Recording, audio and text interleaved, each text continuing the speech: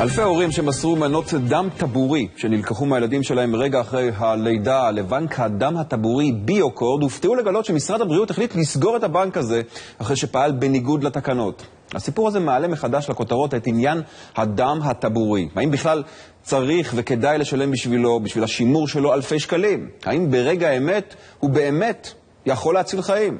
הכתבה של רותי שילוני.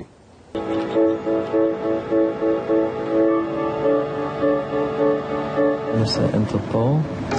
אוקיי, עכשיו מתחיל התהליך. אז מה יש בדם הטבורי הזה שמעבדות רבות בעולם משקיעות משאבים רבים לשמר אותו? דם חבל הטבור והשגיה הוא למעשה אוצר, מאחר והוא מהווה מקור לתאי גזע, stem cells, יש להם תכונות דומות למוח עצם, יכולות לשמש גם להשתלות מוח עצם וגם לטיפולים עתידיים. למעבדה של בית החולים הדסה עין כרם מגיעות יותר מ-100 מנות דם בחודש. הן נלקחות מחבל הטבור רגע אחרי הלידה. אנחנו מקבלים את המנה, מרכזים רק את התאים הלבנים ומקפיאים אותם ועושים בקרת איכות. לאחר מכן המנה נכנסת להקפאה עמוקה במכלים מיוחדים של חנקן נוזלי בטמפרטורה של לפחות מתחת למינוס 150 מעלות ל-20 שנה ואפילו 40 שנה. המנות האלה שעשירות בתאי גזע יכולות לסייע לטיפול במחלות ממאירות, בעיקר מחלות דם וסרטן, שבהן נדרשת השתלת מוח עצם. כל משפחה שמעוניינים לשמור דם טבורי, הם מקבלים ערכה שכוללת את הדברים הבאים. תמורת סכום סמלי של כ-6,700 שקל. זה לא כל כך הרבה כסף. בארצות הברית, בבנק הפרטי, העלות זה בערך 16,000 שקל. כן, שמעתם נכון, מדובר בבנק דם טבורי פרטי. בהדסה, כדי להקפיא את הדם הטבורי שישמר רק עבור הילד שלך, צריך לשלם. בכך בין ההתלבטות על איפה ללדת איזו עגלה לקנות, איך לקרוא לו, נכנסת עוד דילמה. האם כדאי לשמור על הדם הטבורי שכבר מותאם גנטית?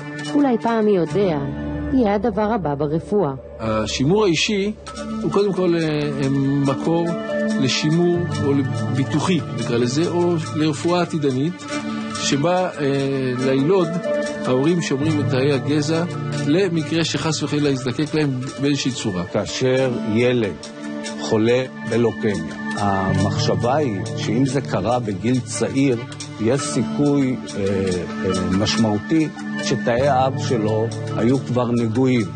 ולכן אין היגיון להחזיר לו תאי אב שיש סיכוי שהם כבר נגועים בלוקמיה.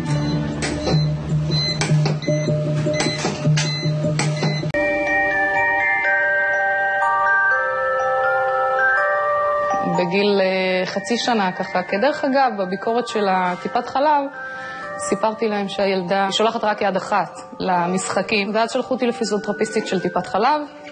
חזרנו בגיל 8 חודשים, הילדה התחילה לזחול על הגחון, פתאום היא ראתה שהילדה זוחלת עם יד ורגל ימין, וגוררת את כל הצד השמאלי של הגוף. ואז כבר התחלנו לרוץ לבדיקה, ועוד בדיקה, ועוד בדיקה, והכל הגיע חיובי. התוצאה הייתה שמדובר פה באירוע מוחי, והתוצאה של זה היא שיתוק מוחין. כשרלי נולדה החליטו ההורים שלה לשמור את הדם הטבורי שלה בבנק הפרטי בהדסה, לא דמיינו שיעשו בו שימוש. אחרי שהובחנה ואחרי חודשים של פיזיותרפיה, שבמהלכה מתקשתה לאכול, ללכת או לדבר, שמעו על מחקר קליני שנערך בארצות הברית, בדיוק בתחום הזה, השתלת דם טבורי לילדים עם שיתוק מוחין. הם החליטו שאין להם מה להפסיד ונסעו לקחת חלק במחקר, לעבור את ההשתלה. אחרי חודש ושבוע פתאום התחלנו לשים לב לשינויים מאוד קיצוניים. פתאום הילדה התחילה לתפוס דברים, התחילה לאכול. התחילה לחזור כל דבר, את אומרת משפט, פתאום היא חוזרת על המילה האחרונה. יד שמאל שלה שהייתה כל הזמן סגורה באגרוף, והתחילה לשחרר אותה, התחילה להרים אותה טיפה, וזה התחיל להיות מטאורי. ניתן לתקן נזק מוחי, נזק נוירולוגי, CP, בעזרת דם טבורי עצמי שנאסף. ויש לנו כבר 2 מטופלות לעלינו שנזקקו לטיפול הזה, ולאחד מהם זה באמת עשה פלאים. הסיכוי של טיפול על ידי דם חבל טבור כנגד ניוון מוחי יהפוך לחלק מהשגרה בעוד 10 שנים, זה נראה משהו שהוא רחוק מאוד.